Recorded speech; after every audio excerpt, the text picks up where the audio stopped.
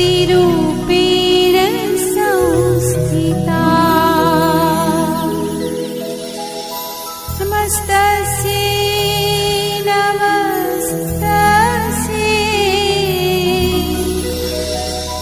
नमस्तस्यै नमो नमः. Call upon Mrs. NAMAZZI Christine Bipat, who is an educator, counseling psychologist, human resource manager, and a PhD scholar. Ma'am, you're serving the society and providing humanitarian and sympathetic contribution to the needy people in your nation and across the world via the online platform. We are honored today to have such a great women with us in this special occasion. We heartily welcome you, ma'am. Ma'am, please. Thank you very much. Good morning, good afternoon, good evening to all of you who are listening to me. It's such a great pleasure to be part of this interaction. Happy Women's Day. Happy Women's Day to everyone, to all the women on this platform, to the men who came from women. Happy Women's Day. Thank you very much. My name is NAMAZZI Christine Bipat. I'm a counseling psychologist, a human resource manager. I'm an educator from Uganda, East Africa. It's such an honor to be part of this presentation, to be part of the powerful women. Now, today my presentation, I would like to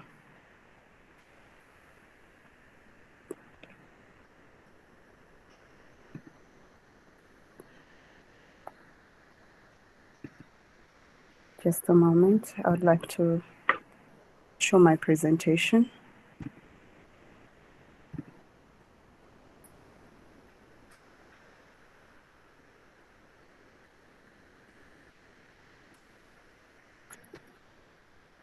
I'm sharing my screen. Is everybody able to see my screen? Yes, ma'am. Thank you very much.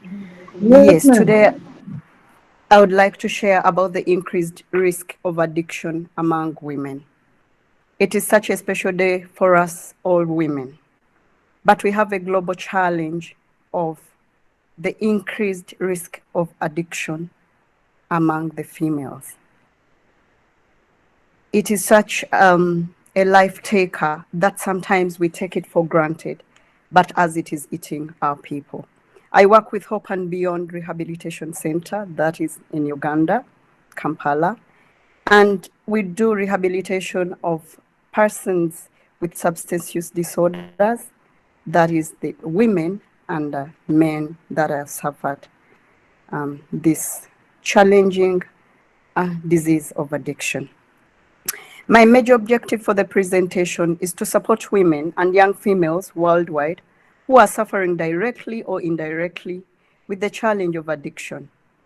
How are we going to do this? By increasing the awareness and promoting the need of counseling, psychoeducation, and psychosocial support. Indeed, addiction is a life taker. It is a challenger.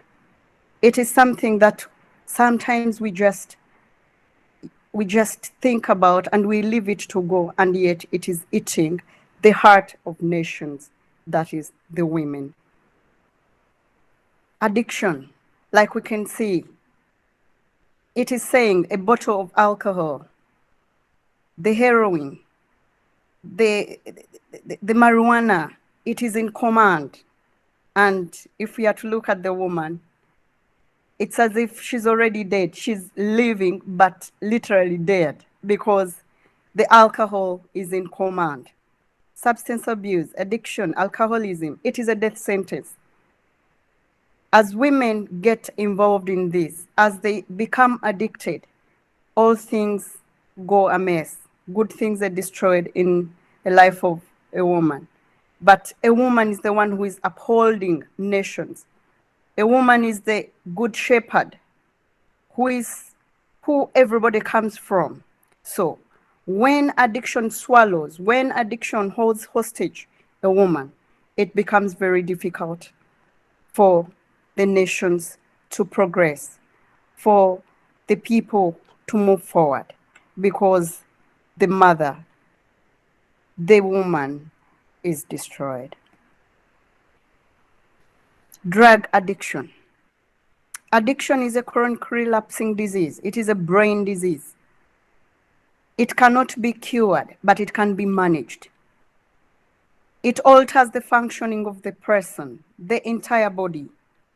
And if we are to look at the mothers of nations, if they get swallowed up by this global challenge, then the world is all lost.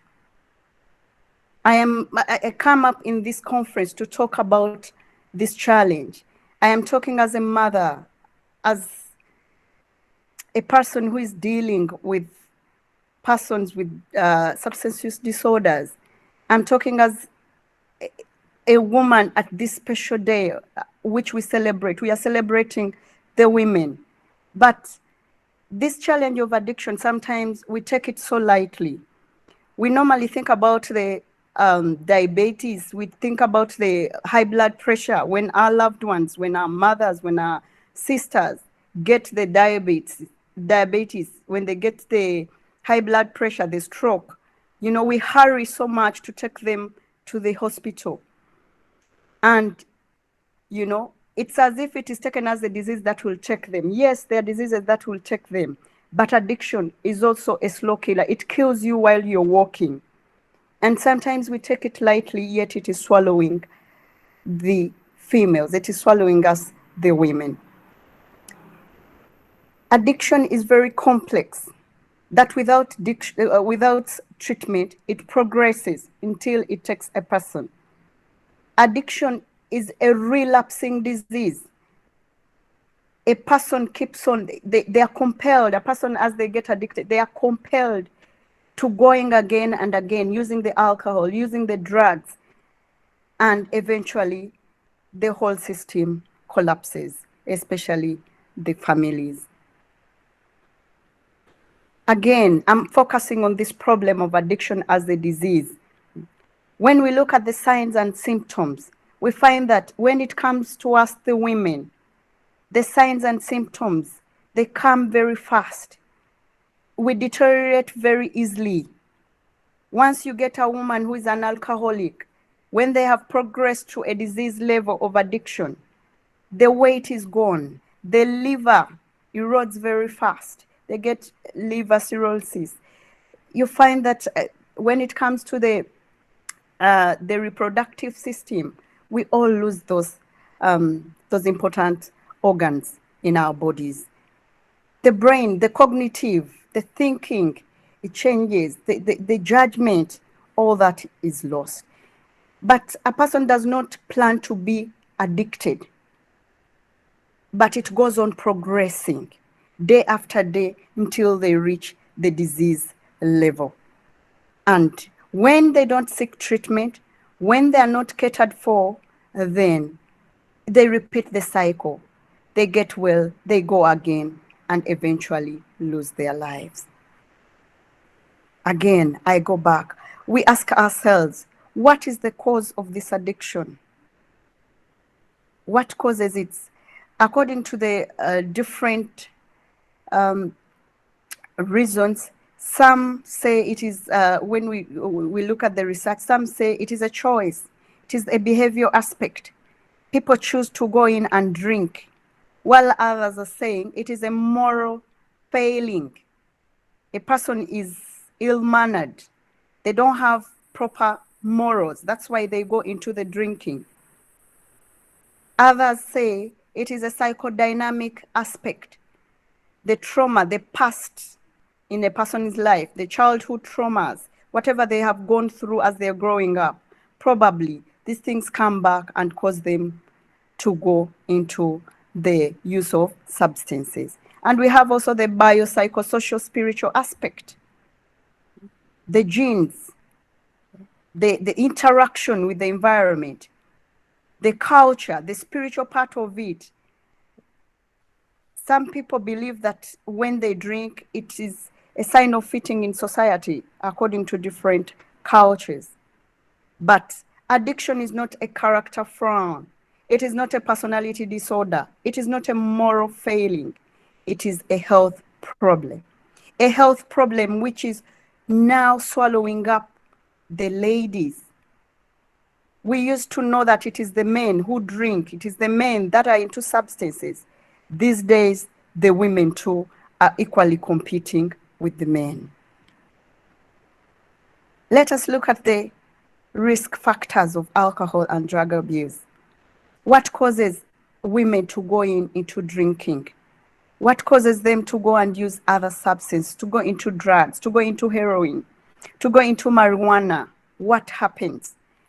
Let us remember that a woman is the heart of the family. We are created to nurture. We are supposed to be available. We are supposed to care for others. What happens? What leads women to progress from just a mere experimentation to regular substance users? And from there, we progress to the addiction, to the health problem of addiction. There are a number of factors. When we look at the psychiatric issues, some women are lonely, they are hopeless. Some of them have history of trauma, the anxiety, low self-esteem, and they lack a person to talk to. And as a result, it is the alcohol that they can talk to. It is the substances they can talk to. Feelings of loss of control, resentment. Some of them have been resented. What happens next? They rush into using substances. We look at also the genetics. If someone has a DNA of having, or they have a history of having alcoholics in the family, you may find that this is passed on to another, to generations and generations, and eventually the person is susceptible to also joining the drinking or the drug use. There are also other behavior challenges, avoidance of responsibilities, the peer pressure, the age of use.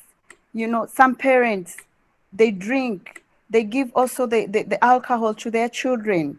A 3-year-old, a 5-year-old, as a parent is drinking, they give to their child. You find that this girl child grows up knowing that it is okay to go and drink. Eventually, they end up getting trapped into the drinking or the use of substances, which they learned from the wrong role models. We have the family system. Every person jets from a family. A family is a pivot of understanding ourselves. And when we look at a family, a woman is a pillar in a family. Everybody comes from a woman, and a woman is the pillar. If a person wants to understand themselves better, you understand yourself better through a mother. But we find that as a mother is taking care of the home, there are a lot of dysfunctionalities sometimes there. The traumas, the ignorance in the family about the disease of addiction, the stigma, all a combination of these, they cause a very, very high risk of women getting involved in substances. A key point to note, vulnerability of women to addiction.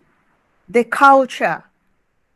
When I talk from the context of us Africans, from Uganda, we have the cultural aspect where we are supposed to be submissive to the husband.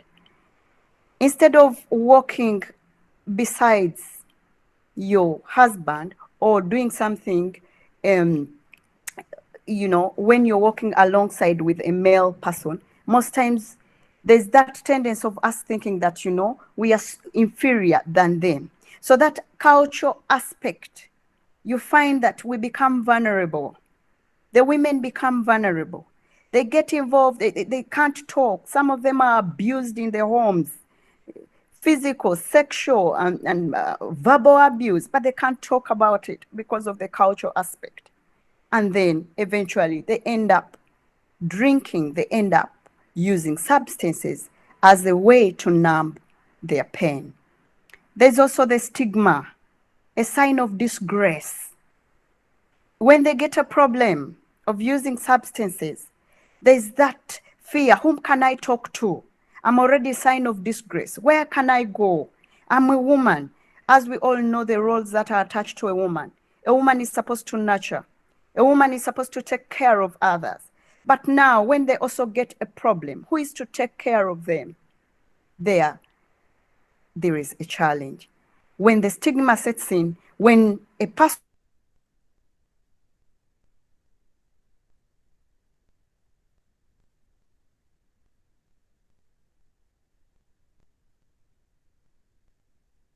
being vulnerable to addiction. We have the societal reflection. How does society look at a woman? What is expected of a woman? And once they are also in a problem, what happens? How best do we help them as a society, as a community, to help them come out of the problem so that they are able to take up their good shepherd roles and they take all the responsible roles they're supposed to do forward. Scope of the problem.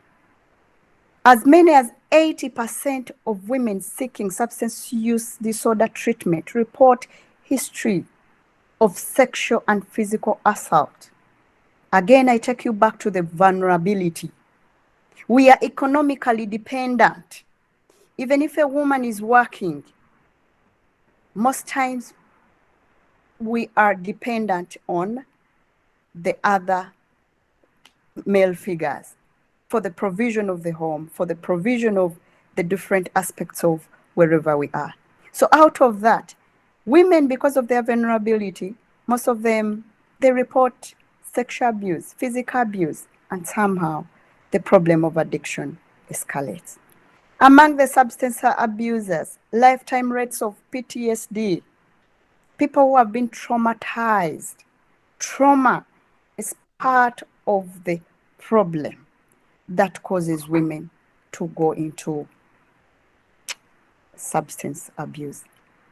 Then also there's co-occurring.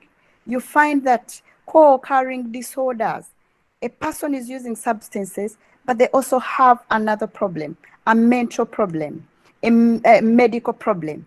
They are using substances, but as they're using the substances, it is because they are HIV positive. And you know, they want to numb the pain. And they end up into this cycle of the disease of addiction. The findings. As trying to do a little bit of the research, you find that these days, as we talk about the women equality, we are talking about women in emancipation. There's this equality as women are also now trying to compete with the males in drinking. If we are to look at these percentages, alcohol 54.6, that is male, female 55.1. We are equally competing. Cannabis 23 for male. We find also women 21.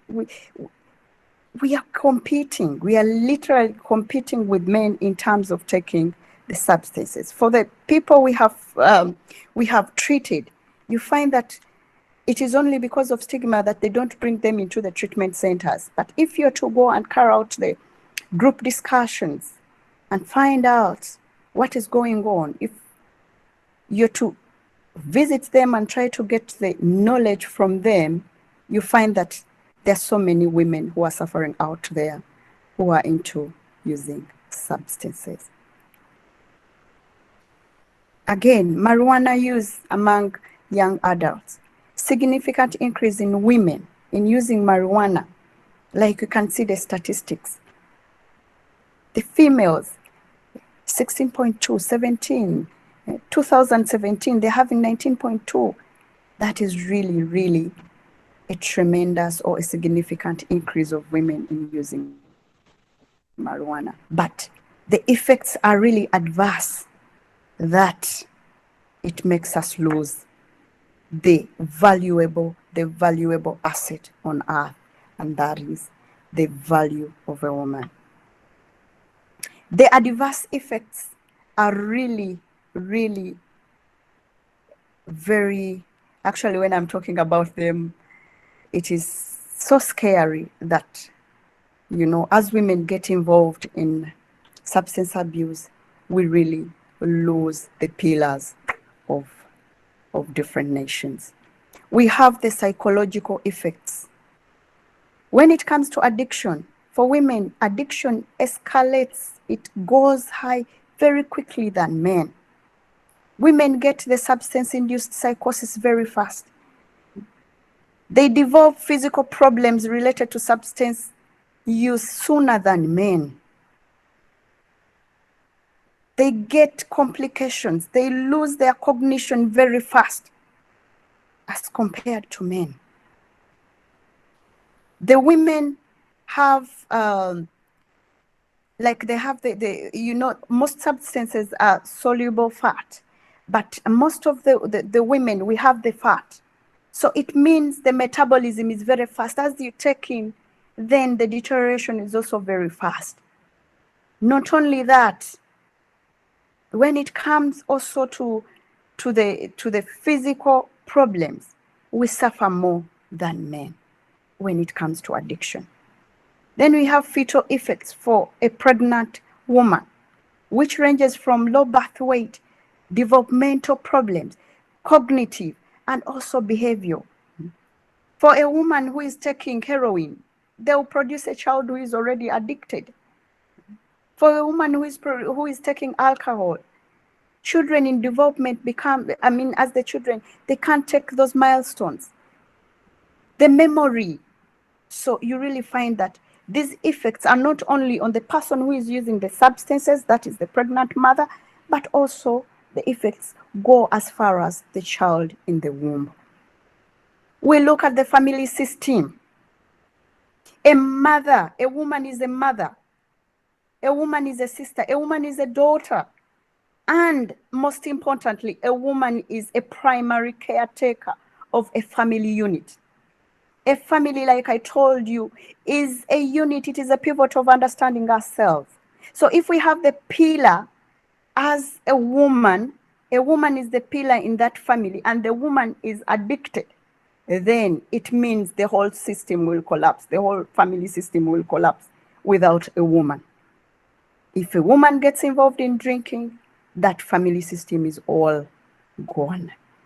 We look at the family functionality versus dysfunctionality. A woman who is addicted, a woman who is into substances, they will not play their roles. They will not be there to be available for the children, for the husband, for the brothers. They will not be available to do their work. They will not take care of others because themselves are intoxicated and can't take care of themselves. How are they going to nurture others? Eventually, the functionality is lost of a family. We have the vulnerability of women in terms of economic. We depend on others. Eventually, as a woman gets addicted into this substance, remember they don't have the judgment. What will happen next? It is prostitution. They'll go into prostitution. There's no moral judgment. A person is already intoxicated. They can't think straight. Eventually, they'll end up into prostitution. They end up into theft. These days, the groups of robbers who are really powerful and successful in committing crime, you find that the masterminds are women who are involved in substances that go with these men to do their crime. So the vulnerability of a woman, the vulnerability, that really, really causes us problems. Stigma at community, national and international level. You know, how do we see this? If you have a mother, if you have a sister who is having a problem of addiction, how are you going to fight off that sign of disgrace, that stigma, that you're able to take your loved one and you seek treatment for them? We have death. Addiction is a life taker. It is a death sentence, like I told you at the beginning. It takes you when you're still working. So If the women are not careful, if the women don't work on themselves, if we don't come up to support them, to create this awareness that addiction is there, it is like diabetes, it is like high blood pressure, then we are bound to lose the pillars of the nations. How do we cope? How do we cope? How do we manage? If I have a person who has a problem of addiction, how will I cope with this person? How will I help this person? Number one, coping skills such as control of cravings. We should be able to help our loved ones, our women, those who are craving, to help them. How do we help them?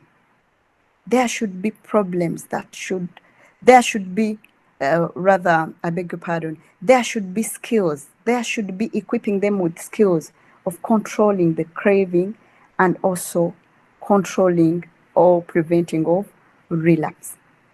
Things to do with problem-solving skills. If a person has a problem of anger, how best do we equip them that they work on their anger? If they're craving, how best can they get involved in different activities such that the craving for a substance, the passion shifts from a substance and then it goes to a constructive activity. The life skills such as assertiveness. When it comes to too much submissiveness, some people lose out. Women become so passive that they can't talk about anything.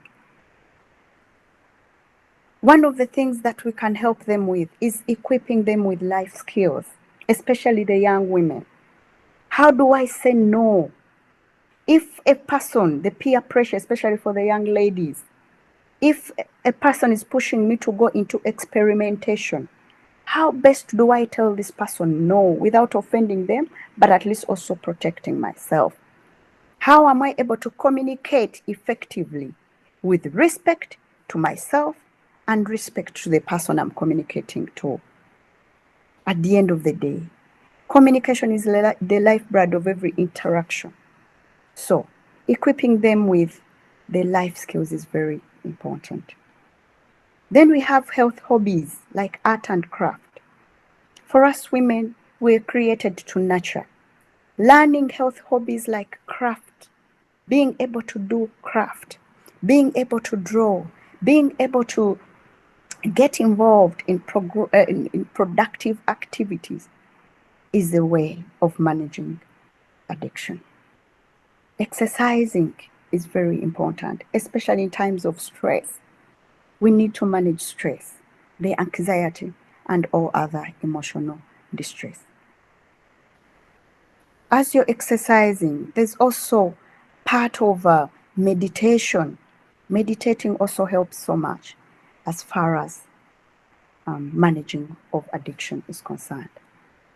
Then we have the sober networks, the sober support networks, Alcohol Anonymous, Narcotics Anonymous, Al-Anon. Al-Anon is for the groups of people with persons who are using substances. Al-Anon joins all the people who are suffering, who have different people who are using substances in their homes. Any person who has, let it be any kind of abuse. These are groups that get together and people are able to share their pain with others, regardless of whether you're a doctor or a soldier or somehow. The only qualification is sharing of the suffering so that you get a solution together. So these support networks are very, very important, that we encourage our loved ones, our women, that as they get a problem of addiction, they are able to join such groups so that they can overcome. Therapy. Therapy is healing. Therapy is very important in managing addiction.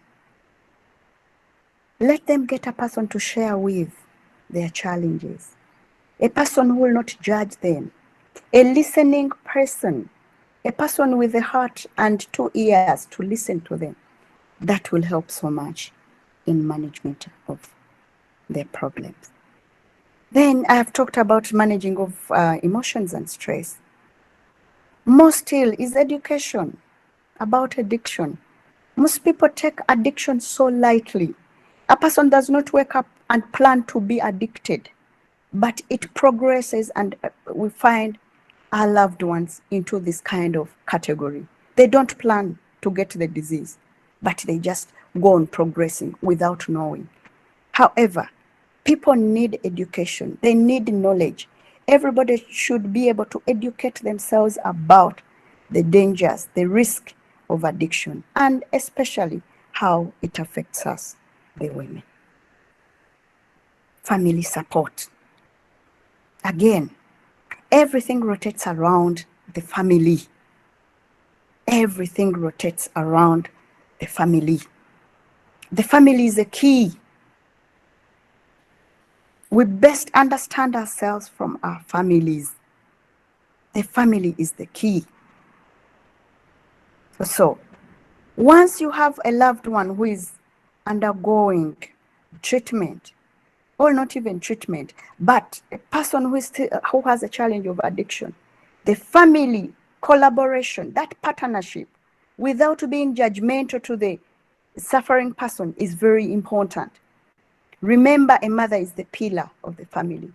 Once the family has supported the mother, once they hold her hand, once they're able to be there, to feel, to hold space for her as a family, most times the recovery becomes very simple for them. As I conclude, addiction is a chronic disease. It is not like malaria. As you get malaria, you go and get treated, and then you're able to be fine again. It is a chronic relapsing disease, meaning you can manage it. It can't get cured, but it can be managed. Once a person progresses to a disease level, it means you have to manage. You have to put all precautions so that you manage the disease. Substance use is on rise among women.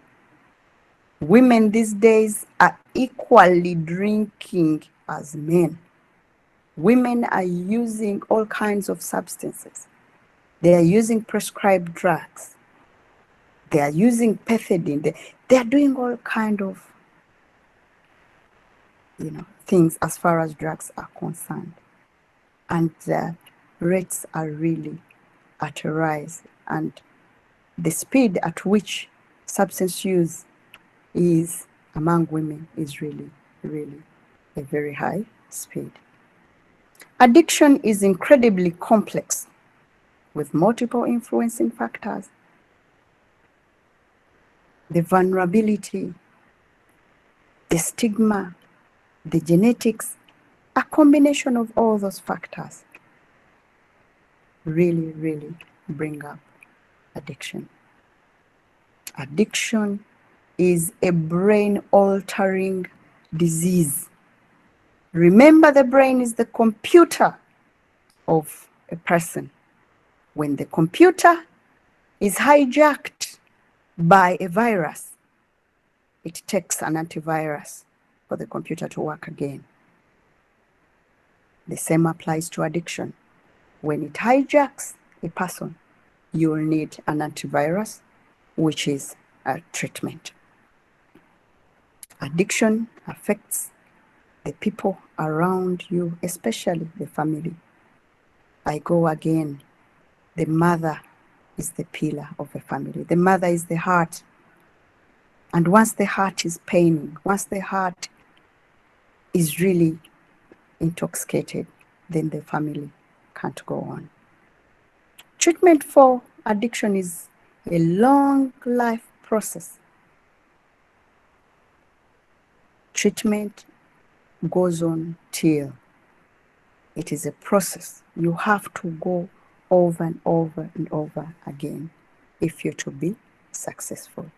And treatment is aimed at recovery, of which recovery is for people who want it, not people who need it. Meaning, if you want recovery, you have to fight for it. You have to do whatever it takes. You have to sacrifice to make sure you live well. High drug use prevalence among young ladies calls for innovative and youth-friendly prevention and treatment measures if we are to save nations. Gone are the days where people would go into rehabilitation centers and they seem to be as if they are into prisons. When we are to save our ladies, we need to be with innovative and youth-friendly prevention and treatment measures. How do we control the stigma? Who is priority? Priority is our women. So we need to be innovative. We need to be creative. We need to come up with a number of things to do with occupational therapy, such that as they are into the treatment, as they look for a way of being supported, at least they have something productive to do. That after getting the treatment, then they can be able to start a good life or a meaningful life after that. Recommendations.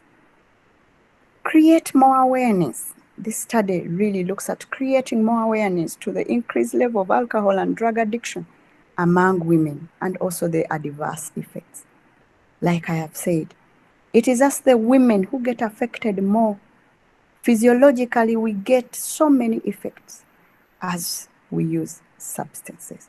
So we need to be aware that the use of alcohol and drugs is on an increase, and we need to do something to save the mothers of the world. Provision of services such as counseling and psychoeducation. In this challenge, we need to provide services. We need to provide services from the parish level, from the village level. We need to create that awareness that we have a problem such that we are able to save the women. Then we need to train more addiction professionals. Like I told you, trauma and addiction are very complex in treating them. We need to have more addiction professionals trained if we are to handle this very well.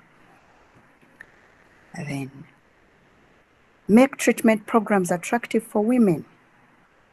The treatment space, discount for women, so that people are able to bring in their loved ones to the treatment centers. And we need patience, quality time, and understanding to handle women in treatment centers. Once you handle women and they're able to get their recovery, you're rest assured other elements, other areas like nurturing the children, taking care of the home, doing work in the workplaces will be also catered for. Thank you very much.